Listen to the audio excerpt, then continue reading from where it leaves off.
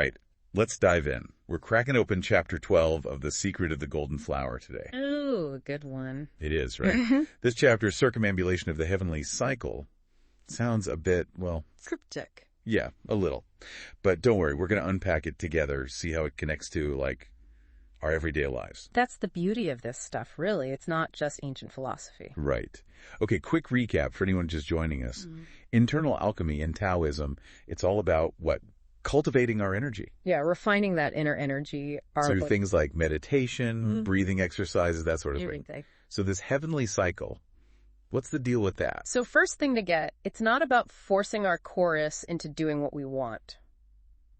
Interesting. It's way more subtle. Like Dongbin, the author here, he's big on guarding without intention and acting without deliberate effort. Okay, now that sounds tricky. How do you guard something without, like, intending to? It's kind of like, imagine you're tending a garden. Okay. You're not down there forcing the plants to grow, right? No. You give them good soil, sunlight, water. Let nature do its thing. Exactly. Same with the heavenly cycle. We're setting up the right internal environment, and then the quake, it kind of flows naturally. So instead of forcing change, we're setting the stage for it. Yeah, I like that. But how do we actually guard without intention in our lives? Like, when work's crazy and there's a million distractions. It's a practice, not a quick fix, that's for sure. For sure. Let's say total stress bomb at work. Instead of instantly tensing up, panicking, Which is what I usually do. you practice this guarding by just noticing those feelings, not judging them, not pushing them away. Just acknowledging they're there. Right, you're making space for them to move through you without trying to control them. So stepping back from that knee-jerk reaction, becoming more aware without getting swept up. You got it. It's cultivating that inner stillness, that space, even when everything's chaotic. Makes sense. Now, there's this metaphor in the chapter, the heart is the North Star and our Kwai is the constellations. Oh, yeah, that's a good one. What's that about? So it's about finding that center within us, a point of stability, even when everything's changing. Got that. The North Star, it's always fixed, right? Yeah. While the constellations, they revolve around it. Right, right. Our heart, like our deepest self, it can be that anchor. That guiding principle. Exactly. While our thoughts, emotions, they're constantly in motion. But in this crazy busy world, how do we even find that inner stability? Yeah. We're constantly bombarded with stuff. It's definitely a challenge, but the text isn't saying we gotta, like, shut out the world to be still. Okay. It's about finding that still point inside, that North Star quality that's always there, grounded no matter what's going on around us. So practices like meditation or mindfulness could help with that. Absolutely. They're great tools for cultivating that inner stillness. So we're not talking about being like emotionless robots, right? No, not at all. It's more about that inner resilience. That's it. Being able to stay calm, centered, even when things are crazy around us. We have a choice in how we respond, I guess. Exactly. You don't have to get swept away by every thought or feeling that pops up. You can just observe them? That's it. You create that inner space, and then you're not controlled by them. It's that guarding without intention applied to, like, your inner world. Okay, starting to see the connections here. So we've got this heavenly cycle, this guarding without intention, and the heart as our North Star. All about inner stillness, finding that steady center. Yeah, all connected. But what's the big goal here? What are we working towards with all of this? That's where the medicine comes in. But before you go thinking about some ancient potion. Oh, I was kind of hoping for a potion. Not quite. It's not a literal substance. All right, so what is this medicine then? The text calls it the light of nature, or innate true Qui. Think of it like pure awareness, a source of clarity, vitality that's already inside us. Okay, so not something we get from outside. Nope. We cultivate it from within through these internal alchemy practices. Like unlocking a hidden potential or something? Yeah, exactly. And a key point here, the text actually warns against anyone claiming they have a method to harvest this medicine. Interesting. It's not something you can force or manipulate. It comes naturally as you refine and harmonize your inner energy. So no shortcuts. Nope, no quick fix. It's about creating the right conditions internally, nurturing that environment, and then this potential, it unfolds naturally. So it's a journey, not a destination. I like that. And like any journey, it unfolds in its own rhythm, its own time. And speaking of rhythms, there's this link between the heavenly cycle and the rhythms of nature, right?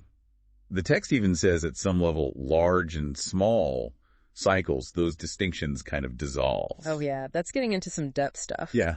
Does this mean the heavenly cycle, transcends time itself? It definitely challenges our usual ideas about time, but it's basically saying true mastery isn't about controlling the speed or intensity of our energy. It's about aligning with the natural rhythms both inside and out. Exactly. Finding that sweet spot where effortless action and being effective, they meet. So not about pushing harder, but about finding balance and harmony. Yeah. Think about a drought. The earth's parched, right? Because the natural balance of yin and yang, it's off. Okay. But when rain comes, that balance is restored and everything flourishes. It's like nature's reset button. Kinda. Same way, when we align with the heavenly cycle, there's this harmonious flow of energy within us. No stagnation, just pure vitality. I'm starting to get, there's this one thing that's really got me curious. The living midnight hour.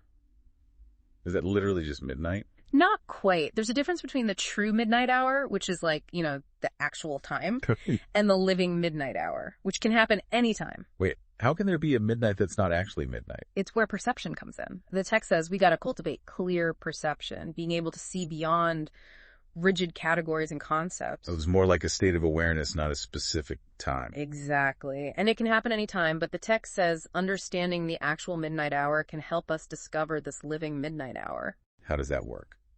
Recognizing a fixed time leads to something that's beyond time. It's about the relationship between the two. At the true midnight hour, our intent, our key, it's naturally clearer, like fertile ground for the living midnight hour to emerge.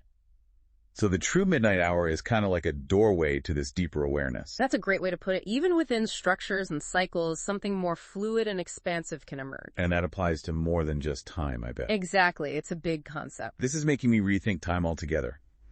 And I feel like we've just scratched the surface of this chapter. Can't wait to explore this living midnight hour more. Me too. There's a lot to unpack there. But before we go too deep into this living midnight hour thing, gotta remember, it's not totally separate from everything else. Right. It's all tied to this heavenly cycle, finding that stillness, the North Star within. Yeah, it's all part of this whole system of internal alchemy. Yeah, right? Exactly. And the living midnight hour, it's like saying, you can have these profound experiences, these moments of awareness. Not just when you're meditating or something. Right. Not just on a mountaintop or in a monastery, yeah. Exactly. It can happen anywhere, anytime, no matter what's going on around you. So theoretically, I could be stuck in traffic and have a living midnight hour experience. Yeah. Okay. It comes back to that inner stillness, that North Star presence. Being present no matter what. You got it. That's pretty mind-blowing. It is. It's like there's this whole other dimension of experience just waiting to be tapped into. And these ancient teachings, they're kind of like giving us clues to how to get there. Yeah, that's a great way to put it. They open up these possibilities we might not even know exist. Okay, so we've talked about the heavenly cycle, the importance of inner stillness, the medicine, this living midnight hour. A lot of ground covered. But how do we actually use this stuff? How does this ancient wisdom apply to, our modern lives? That's the big question, right? And the answer, I think, it's both simple and profound. Okay, I'm intrigued. It's all about awareness. The more aware we are of our energy, the rhythms of the heavenly cycle, this possibility of the living midnight hour. It changes how we see the world, how we interact with people. Yeah. It adds this whole new depth and meaning to life. So it's not about mastering a bunch of techniques. It's about cultivating a certain quality of awareness. And then letting that awareness flow into everything we do. Exactly. Relationships, work, creativity, everything. I like that a lot. It's like these teachings are a framework for a more conscious. Yes, a more conscious and fulfilling way of living. And that's why The Secret of the Golden Flower, it's so timeless. It's not just an old book. Right. It's a living guide, a guide to inner transformation, and it's for anyone who's willing to, put in the effort. So what are some things we can actually do to start integrating these ideas? First and foremost, read The Secret of the Golden Flower. Okay, got to start at the source. Yeah. It's short but powerful, packed with insights. And don't worry if you don't get everything on the first read. It takes time to digest. It does. Let the ideas sink in, see what resonates.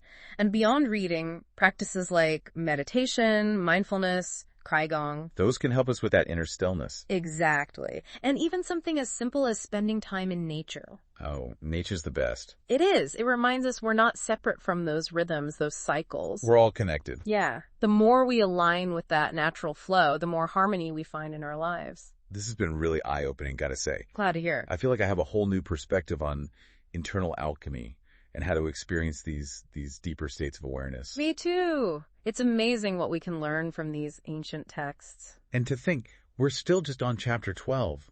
What else is there to learn about this living midnight hour? Well, the text doesn't give a, step-by-step guide. No magic formula. No, it's more about setting up the right conditions than letting things unfold. So we're not controlling the cosmos, we're dancing with it. That's beautiful. And like any dance, it takes practice, patience, and a willingness to let go of trying to control everything. So instead of aiming for a specific outcome, we're cultivating a way of being that allows us to really experience life. Exactly. That's where the magic happens.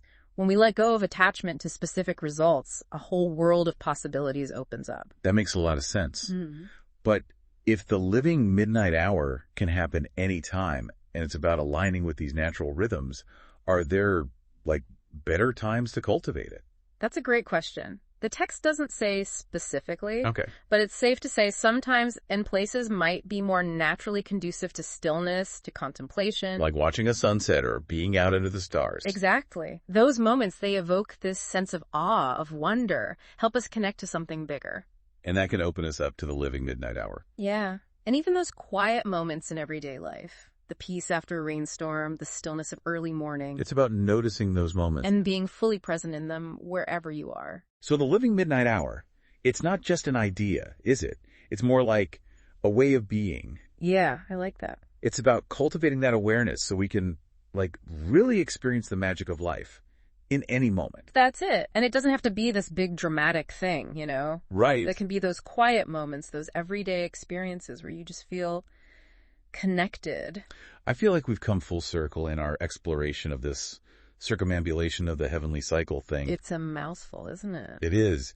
But we've learned so much about inner stillness, that North Star within us, even got a glimpse of this living midnight hour. Yeah, it's pretty amazing stuff. And like any good exploration, we've probably come out with more questions than answers. That's how it always goes, right? But that's part of the fun. The journey is what it's all about. Absolutely. And who knows what we'll discover as we keep, digging deeper into this internal alchemy stuff. So folks, until next time, keep exploring, keep asking questions, and keep looking for those living midnight hours in your own lives. They're out there. You never know what you might find. Thanks for joining us on this deep dive. It's been a pleasure.